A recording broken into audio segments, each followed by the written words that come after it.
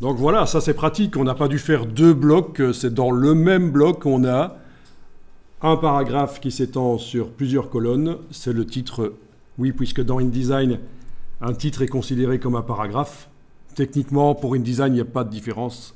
C'est pas comme dans certains logiciels de mise en page où les titres ont le statut de titre. Ici, techniquement, pour InDesign, les titres, c'est comme si c'était un paragraphe.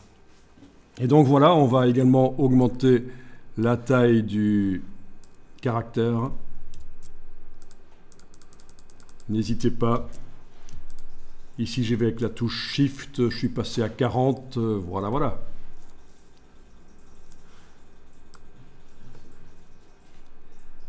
Alors, dans mon cas, il y a un déséquilibre entre les lignes au niveau du nombre de mots.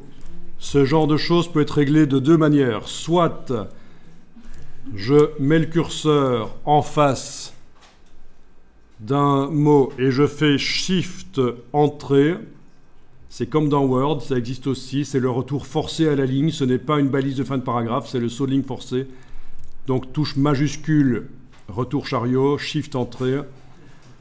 Ou alors, et là je vais enfoncer la touche suppression, je n'ai plus la balise de saut de ligne forcé.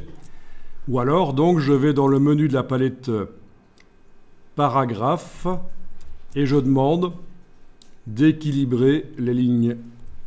Et là, tout seul, il va le faire. Et ça, c'est très bien parce que ça vous montre qu'il y a des automatismes de mise en page. Quand un document est bien conçu, on copie-colle le texte, on attribue les styles et normalement, visuellement, c'est pas foireux.